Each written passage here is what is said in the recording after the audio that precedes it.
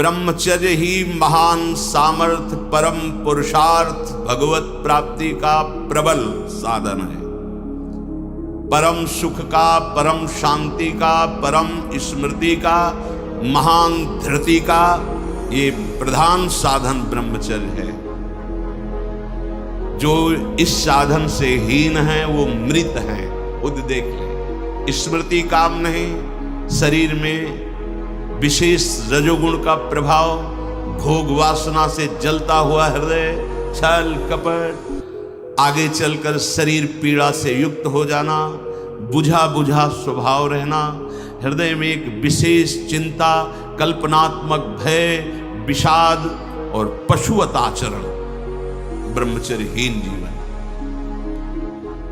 जो ब्रह्मचर्य धारण करना चाहे, भगवत मार्ग में जो चलते हैं उनके लिए तो है ही, पर जो भी परम सुख, परम आनंद और लोक में उन्नति, परलोक में परम पद, उसे ब्रह्मचर्य अवश्य धारण करना चाहिए। वैरागी के लिए नैष्ठिक ब्रह्मचर्य, आजीवन ब्रह्मचर्य। प्रवृत्ति गृहस्थ मार्ग के लिए संयम पूर्वक ब्रह्मचर्य का बर्ताव करना। जब तक पाणी ग्रहण संस्कार ना हो तब तक ब्रह्मचर्य अवश्य रहो। यदि उस समय तक ब्रह्मचर्य नहीं रहते तो तुम गृहस्थी को ठीक से नहीं चला पाओगे, वास्तविक अच्छे गृहस्थ नहीं बन सकते हो। जो तुम्हारी गृहस्थ की वृत्तियां हैं उनमें तुम सफल नहीं हो पाओगे। व्यभिचार व्यक्ति का सर्वनाश कर देता है। 20 वर्ष या 22 वर्ष की अवस्था तक तो सबको, जो भी बच्चे हैं उनको शिक्षा देनी चाहिए, ब्रह्मचर्य का ही पालन करें। बहुत सुंदर खेती गेहूं की लहलहाती हुई है और देहाती भाषा में उसे गलेत कहते हैं। गलेत मतलब बाली निकलने को है। अब काट लो आप, एक दाना नहीं मिलेगा, और थोड़ा रुक जाओ धैर्य पूर्वक, बाली आ जाने दो, उसमें दाना पड़ने दो और दाना पक जाने दो, तो 1 बीघा खेत में 40 मन गेहूं होगा। ऐसे ही जो आप 13-14 वर्ष की अवस्था से आपके अंदर परिवर्तन होता है, एक भोगाकर्षण होता है सबके अंदर, जो इस भूमि में जन्मा है, या भगवान या भगवत प्राप्त महापुरुष कारक पुरुष, उसकी बात तो अलग है। अन्यथा जो भी जन्मा है, जहां 12, 13, 14 वर्ष की अवस्था होती है, काम वेदना जागृत होने लगती है। मन एक अलौकिक आकर्षण, भोगाकर्षण की तरफ भागने लगता है। एक चाह होती, कोई हमारा ऐसा दोस्त हो, कोई हमारा ऐसा प्यारा हो जिसको हम अपना जीवन समर्पित करें। ऐसा होता है, एक वो माया का ऐसा आकर्षण होता है। इसीलिए पूर्व में गुरुकुल भेजा जाता था, बिल्कुल भोग विलासता से दूर, एकांत में महान ब्रह्म ऋषियों के शासन में, चाहे वो राजकुमार हो चाहे गृहस्थ बालक हो, एक ही संगत में बैठाल कर अध्यात्म विद्या के द्वारा, नियम संयम यम के द्वारा उन्हें पूर्ण किया जाता था। उनका ज्ञान पूर्ण, उनका संयम पूर्ण, विचार उनका सत्य, फिर वहां निर्णय लिया जाता था। अब मैं आजीवन नैष्ठिक ब्रह्मचारी रहकर संन्यास लूंगा, अब मैं गृहस्थ में जाऊंगा। दोनों की पद्धतियां थी। गुरुजनों को संतुष्ट करके एक विरक्त मार्ग में चले जाते हैं। गृहस्थ मार्ग में, जो गृहस्थ मार्ग में जाते हैं, पाणी ग्रहण हुआ, उसमें भी गुरुकुल में रहकर शिक्षा मिली है। कब, कैसे, किस विधान से हमें ब्रह्मचर्य का गृहस्थ में प्रयोग करना है।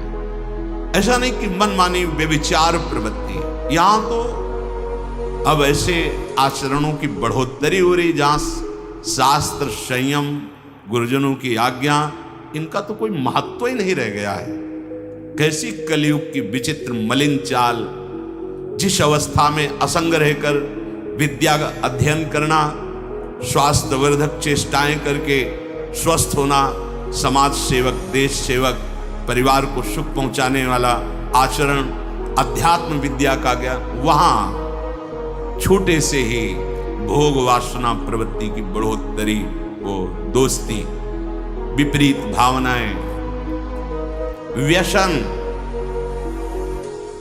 संभलो भाई, सबसे हाथ जोड़ के कह रहा हूं, बहुत कीमती आपका जीवन है। जिस जीवन को छोटे छोटे बच्चे गांजा, भांग, अफीम, ड्रग्स, चरस, ये क्या हो रहा है? अभी आपकी 20-22 वर्ष की अवस्था है, आप व्यसन में आसक्त हो गए, आप व्यभिचार में आसक्त हो गए, तो किस बुद्धि से आप देश सेवा करेंगे? किस बुद्धि से आप अपना उद्धार या अपने परिवार को सुख पहुंचाएंगे? ब्रह्मचर्य जीवन है, ब्रह्मचर्य जीवन है, ब्रह्मचर्यहीन जीवन मृत्यु है। पूज्यपाद सिवड़िया बाबा जी, साक्षात ब्रह्म। जिसको ब्रह्मचर्य धारण करना है, ध्यान देकर सुनिए। सबसे पहला कार्य उसकी दिनचर्या में, चाहे बच्चा हो, चाहे जवान हो, या जो कोई भी हो, सूर्य उदय के पहले रात्रि के चौथे प्रहर में ही जाग जाना चाहिए। अपने तो अर्धरात्रि के बाद ही जाग जाते हैं। चौथे प्रहर में प्रातः 4 बजे बिल्कुल जग जाना चाहिए। और जो 8-10 बजे तक सोता है, वो कोई भी हो, ब्रह्मचारी रह ही नहीं सकता, ब्रह्मचर्य रह ही नहीं सकता। वो स्वप्न दोष का शिकार होगा, वो नाना प्रकार की कुचेष्टाओं का शिकार होगा पक्का।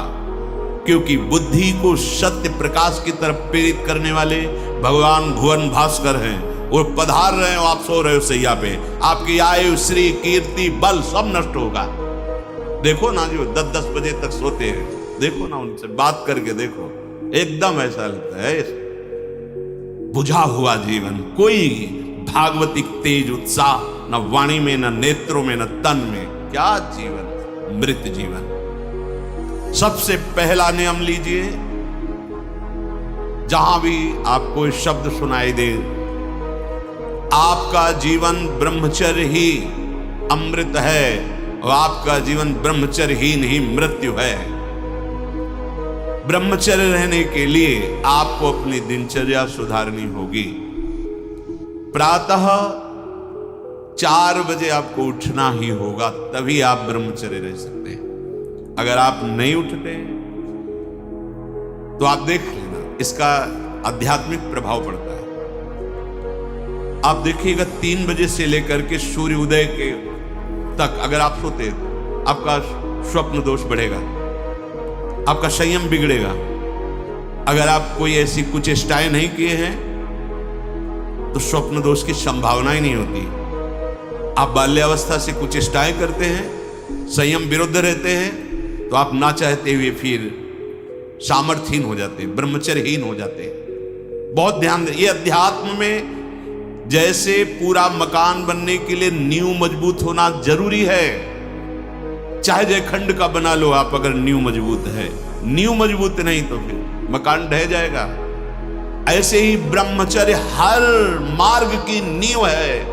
चाहे जिस मार्ग में चलना चाहो, चाहे जिस संप्रदाय में चलना चाहो, चाहे लौकिक मार्ग हो या पारलौकिक, आपका ब्रह्मचर्य नींव है जीवन की। इसको मनोरंजन मत समझो। कैसी तुम्हारी दुर्बुद्धि, अपने हाथ से तुम अपना नाश करते हो। कैसी कैसी दुर्बुद्धि जागृत हो गई, सावधान।